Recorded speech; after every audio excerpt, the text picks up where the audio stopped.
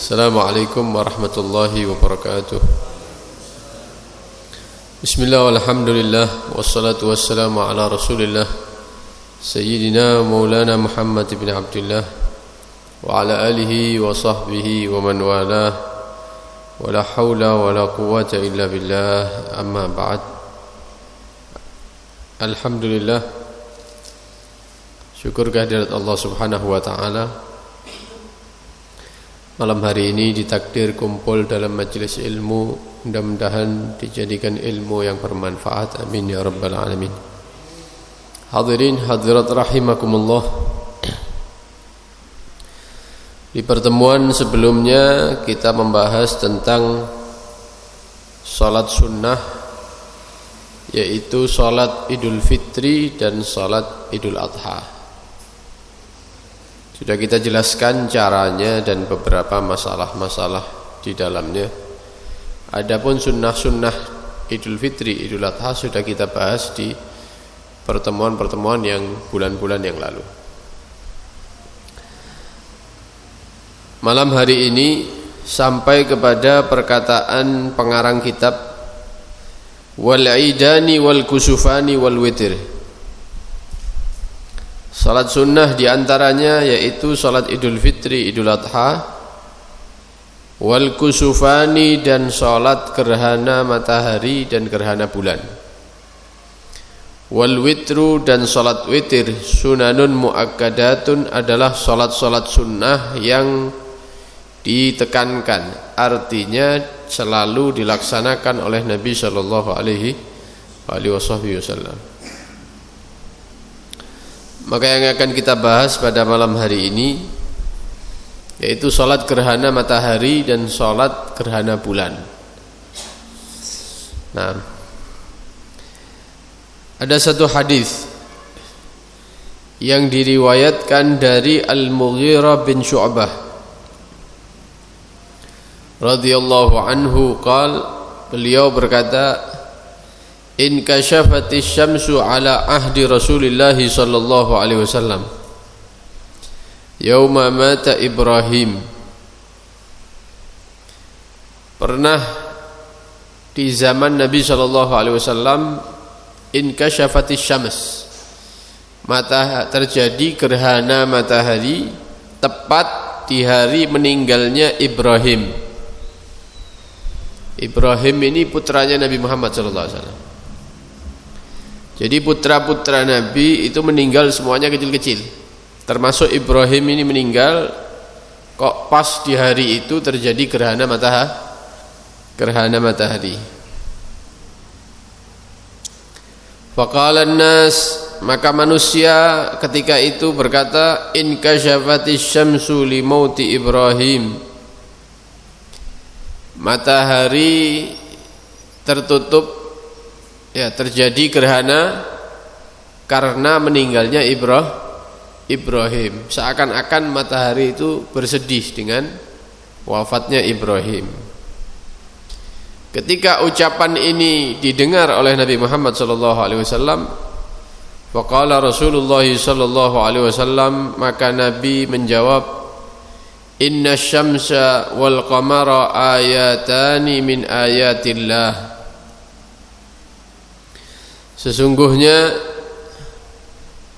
matahari dan bulan adalah dua ayat, dua tanda, min ayatillah, daripada ayat-ayat Allah, artinya tanda-tanda kebesaran Allah, tanda-tanda keberadaan Allah. Matahari, bulan adalah dua tanda kebesaran Allah subhanahu wa ta'ala, yang mana menunjukkan bahwa wujudnya Allah, kudrahnya Allah, mampunya, kemampuan Allah itu maha mampu. Dan Allah kadang-kadang yukhawif ibadahu, memberikan rasa takut di hati hambanya dengan menjadikan matahari dan bulan ini gerhana, tertutup sinarnya, memberikan rasa takut kepada hamba bahwa Allah itu mampu atas melakukan segala sesuatu. Matahari yang gede aja ya, bulan bisa digerhanakan sama Allah, ditutup sinarnya, apalagi manusia yang kecil-kecil ini ya. Allah maha mampu untuk menyiksa mereka, mengadab mereka. Makhluk ciptaan yang besar aja ada di genggaman kekuasaannya Allah, apalagi yang kecil-kecil ini ya. Kata Nabi SAW, sesungguhnya matahari dan bulan adalah dua ayat, tanda daripada tanda kebesaran Allah, kekuasaan Allah Subhanahu wa ta'ala. La yankasifani limauti ahad, tidak akan tertutup sinarnya, tidak akan terjadi gerhana itu matahari dan bulan karena meninggalnya seseorang. Jadi Nabi mau membatalkan omongan-omongan yang mengatakan matahari ini gerhana karena meninggalnya Ibrahim. Nabi tidak setuju omongan yang seperti itu. Matahari dan bulan adalah tanda kebesaran Allah, tidak akan terjadi gerhana karena matinya seseorang, tidak ada. Wala li hayatihi, atau karena lahirnya seseorang. Artinya jangan ngomong seperti itu, matahari gerhana karena meninggalnya Ibrahim, tidak ada yang seperti itu ya. Tapi yang seharusnya dilakukan oleh umat ini apa? Fa idza ra'aitumuhuma, maka jika kalian menyaksikan matahari dan bulan itu tertutup sinarnya, terjadi gerhana, maka pertama fad'ullah, perbanyak doa. Satu. Yang kedua, wasallu, dan lakukan 2 rakaat sunnah gerhana. Ini perintahnya Nabi sallallahu alaihi wasallam, hatta tankashifa, sampai gerhananya hilang, maka doanya berhenti. Kesunahan sholat bagi yang belum sholat sudah berhenti entek wayahe wis. Loh, kabeh takbir wis padang mana ya, sudah selesai. Nah, oleh karena itu para ulama ketika mendapatkan hadis ini, Nabi menyatakan, jika kalian menyaksikan matahari dan bulan itu gerhana, terjadi gerhana, fad'ullah, maka berdoalah, perbanyak doa kepada Allah. Wasallu, ada perintah sholat, maka sebagian ulama mengatakan sholat gerhana itu hukumnya wajib karena Nabi memerintahkan. Tapi kebanyakan ulama, terutama mazhab Syafi'i, mengatakan sunnah. Dari mana? Dari hadis-hadis yang lainnya, meninjau hadis-hadis yang lainnya. Di antaranya hadis yang ketika itu Nabi didatangi oleh seorang sahabat, kemudian dia bertanya, ya Rasulullah, apakah jika saya melakukan sholat 5 waktu kemudian tidak tak tambahi sholat sunnah, wis 5 waktu tok iku ya, kemudian puasa Ramadan dan tidak tak tambahi 1 hari puasa sunnah sama sekali, apa nanti saya ketika berjumpa dengan Allah saya menjadi orang yang selamat di akhirat apa tidak? Ini pertanyaannya wong nekat iki ya. Ana hidup sholat 5 waktu, puasa Ramadan wis tidak tak tambahi. Kata Nabi SAW, na'am, iya, ente menjadi orang yang selamat kalau menjalankan sholat 5 waktu dan puasa Ramadan walaupun tidak ditambahi sunnah sama sekali. Kalau seandainya ada sholat-sholat yang lain yang wajib, maka Nabi pasti akan mengatakan, ndak, ente tidak selamat, ente harus sholat gerhana, ente. Buktinya kan katanya Nabi cukup. Berarti kebanyakan ulama mengatakan selain sholat fardu ini dan sholat Jumat, tidak ada sholat lagi yang hukumnya wajib, gerhana termasuk. Cuman memang ada sedikit ulama yang mengatakan sholat gerhana itu wajib. Nah, jadi yang datang kepada Nabi ini orangnya macam-macam ya. model-model. Ana wong puspa, ana wong ngopak Naam, muttafaqun alaih. Baik. Dari hadis yang kita baca bisa kita ambil beberapa poin, yaitu yang pertama, bahwa terjadinya gerhana matahari dan bulan itu diantara tujuannya adalah memberikan rasa takut kepada hamba Allah, memberikan kepahaman terhadap hamba-hamba Allah bahwa Allah itu maha mampu atas segala sesuatu. Artinya, kalau Allah mampu menjadikan matahari itu redup, bulan itu sinarnya tertutup, padahal kalau kita nyampe ke sana bulan itu gede, matahari luwe gede mana? Lah kita ini semut-semut gitu ya. Jangan dikira Allah tidak mampu untuk menyiksa kita di atas dunia, apalagi di akhirat nanti. Karena itu Allah ingatkan, menungso, kau niki cilik, niki matahari sing gede bisa tak padamkan kok, sinarnya tak tutup, apalagi ente ya. Nek bahasa wong Jawa tak gites macam-macam.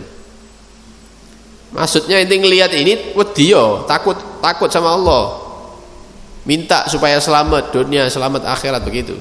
Tujuan diadakan gerhana oleh Allah Subhanahu wa taala. Nah. Yang kedua, di sini ada irsyad. Ada tuntunan dari Rasulullah SAW, jika terjadi gerhana matahari atau bulan, maka yang dituntut bagi umat ini dua hal: memperbanyak doa dan melakukan sholat 2 rakaat sunnah. Nah, alhasil banyak ya yang bisa diambil daripada hadis yang singkat ini. Kita juga yang terakhir, tidak ada ceritanya gerhana karena kematian orang atau kelahiran seseorang, tidak ada. Ya, tidak ada yang seperti itu. Ditolak sama Nabi Shallallahu Alaihi Wasallam. Nah, sekarang kita bahas ya masalah sholat gerhana ini. Sholat gerhana ini ada dua, karena ada gerhana matahari dan ada gerhana bulan. Adapun gerhana matahari ini disyariatkan ada di tahun kedua setelah hijrahnya Nabi Shallallahu Alaihi Wasallam. Setelah hijrah ke Madinah dapat 2 tahun terjadi sholat gerhana matahari. Gerhana bulan disyariatkan ada di bulan Jumadil Akhir. Jumadil Akhir tahun ke-5 Hijriah. Jadi yang disyariatkan dulu itu gerhana matahari tahun kedua. Tahun ke-5 baru gerhana bulan. Dan ini termasuk seperti yang kita katakan sunanun muakkadat, sunnah-sunnah yang ditekankan kesunahannya karena dilakukan oleh Nabi Shallallahu Alaihi Wasallam, baik dilakukan secara berjamaah maupun dilakukan sendiri. Ya mungkin perempuan-perempuan biar tidak keluar rumah misalnya, maka sholat gerhana di rumah sunnah, tetap sunnah. Bahkan sebagian ulama mengatakan jika terjadi gerhana dan kita mampu melaksanakan sunnah 2 rakaat tidak dilakukan, maka hukumnya makruh. Hukumnya makruh meninggalkan ini. Karena memang sunnahnya itu ditekankan oleh Nabi Shallallahu Alaihi Wasallam. Juga meninjau kepada ulama-ulama yang mengatakan sholat gerhana itu hukumnya wajib tadi itu ya. Nah, kalau menurut ulama-ulama kelompok ini berarti kita meninggalkan yang meninggalkan wajib ya dosa berarti. Berarti penting sholat gerhana ini, ya dilaksanakan. Kalau tidak bisa ke masjid, ya sholat di rumah sama istrinya. Kalau tidak ada istrinya, ya sholat ijen. Ya ketimbang tidak sholat sama sekali. Taib. Nah, bagi yang sudah sholat sendirian, kemudian dia keluar dari rumah, gerhana seono. Tiba-tiba di masjid ada panggilan sholat gerhana. Disunnahkan untuk mengulang. Kenapa? Karena dia tadi sholatnya sendiri. Disunnahkan diulang dengan cara berjamaah. Adapun cara sholat gerhana matahari dan sholat gerhana matahari dan bulan, cara sholatnya sama ya. Bedanya cuman kalau gerhana bulan itu kalau berjamaah sholatnya imamnya dikeraskan. Kalau gerhana matahari itu enggak kayak sholat duhur gitu ya, isror, pelan, dibaca dewi-dewi, dibaca sendiri. Untuk caranya sama, gerhana matahari dan gerhana bulan. Cuman di dalam melaksanakan sholat gerhana ini, ulama mengatakan ada 3 cara. Ada 3 cara. Yang pertama cara yang paling ringan, yang kedua cara yang tengah-tengah, yang ketiga cara yang paling lama dan paling sempurna. Kita bahas satu-satu. Yang pertama, cara yang pertama, melaksanakan sholat sunnah gerhana seperti kita melaksanakan 2 rakaat sebelum subuh. Sholat sunnah biasa ya, 2 rakaat. Kayak sampean sebelum sholat subuh, sholat qobliyah fajar itu, qobliyah subuh itu 2 persis seperti itu. Takbir, ketika takbir niat sholat 2 rakaat sunnah, misalnya gerhana matahari misalnya. Kalau sendiri ya sendiri, kalau berjamaah ya makmuman ya, usolli rakaatain ya, salata khusufis syamsi kalau matahari, atau khusufil qamar ya, adaan mustaqbilal kiblati kalau berjamaah makmuman lillahi ta'ala. Kalau sendirian ya langsung lillahi ta'ala takbir, niat ketika takbir. Mari ngono, setelah sunnah-sunnahnya istiftah, baca Fatihah. Setelah baca Fatihah, baca surat, terserah, surat pendek, ruku', iktidal, sujud, duduk, sujud, berdiri rakaat kedua, baca Fatihah lagi, surat pendek, ruku', iktidal, sujud, duduk, sujud, tasyahud akhir, salam, selesai wis. Tinggal doa. Tinggal doa. Ini cara yang pertama, cara yang singkat. Adapun cara yang kedua, yang tengah-tengah,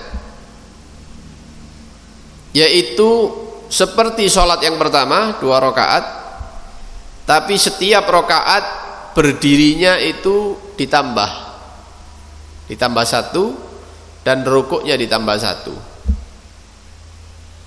Takbir sholat gerhana matahari atau bulan, setelah istiftah, Fatihah, surat, rukuk, subhana rabbiyal azim, berdiri baca Fatihah lagi. Nah ini tambahannya ini. Berarti dalam 1 rakaat Fatihahnya 2 kali. Mau coba Fatihah mana? Setelah Fatihah baca surat lagi yang pendek, rukuk lagi, rukuk ping 2. Baru setelah itu iktidal. Setelah iktidal wis kok biasane wis sujud, duduk, sujud, berdiri rakaat kedua, Fatihah surat, rukuk, berdiri lagi, Fatihah surat lagi, rukuk lagi, kemudian iktidal, sujud, duduk, sujud, tasyahud, salam wis. Ini cara yang tengah-tengah. Cara yang tengah-tengah ya.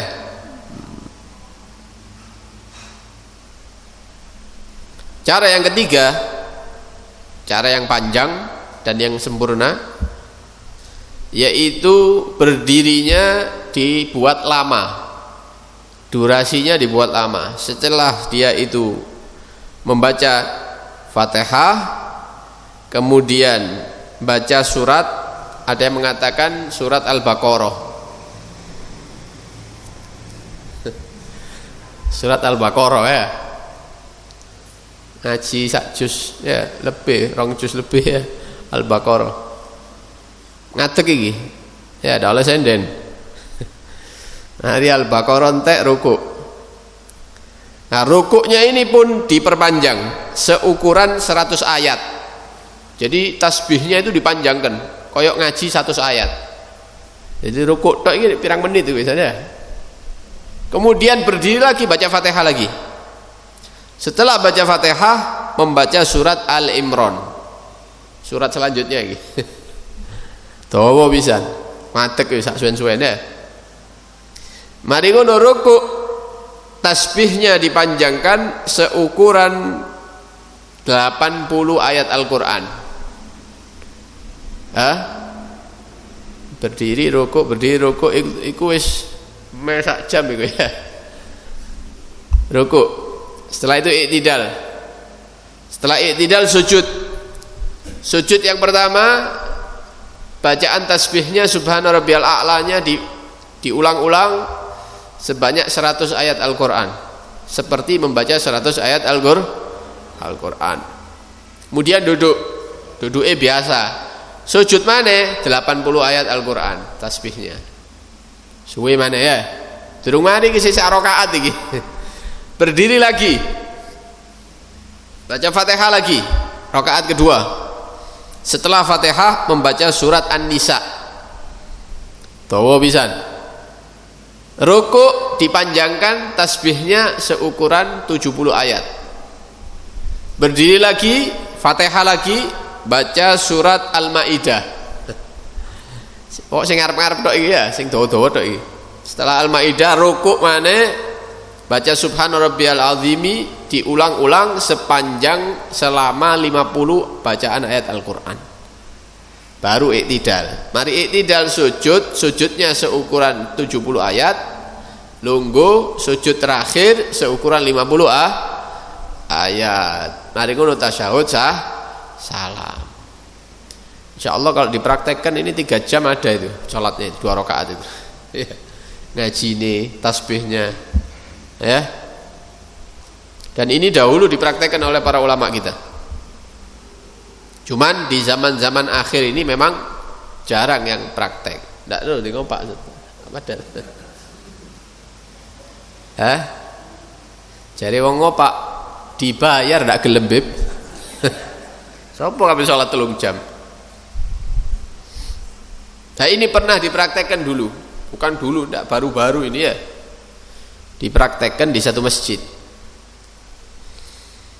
Sholat gerhana dengan cara yang panjang, yang paling sempurna. Tidak tahu sudah diumumno ponda, tidak ngerti. Yang penting sing hadir akeh di masjid itu.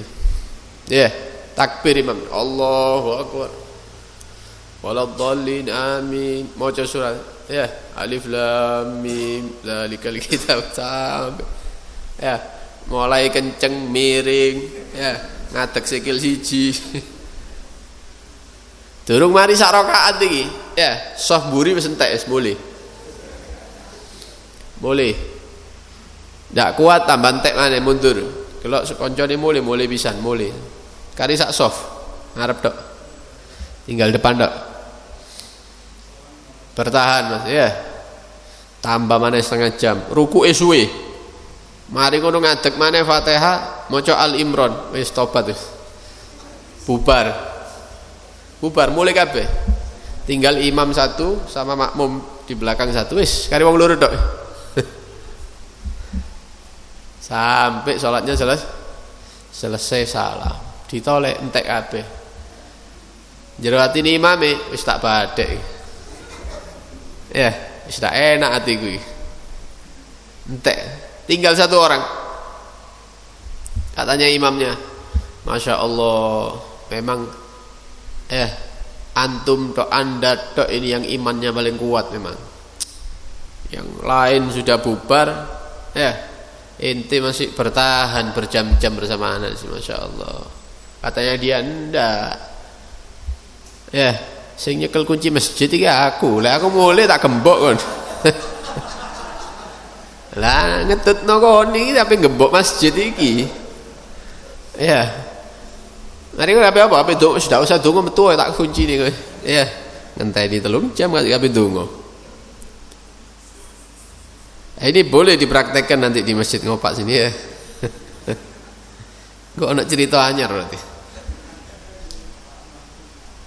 Allah alam di daerah kita ini Pasuruan, Bangil, Surabaya, Malang, apa pernah mempraktekkan yang cara yang sempurna ini?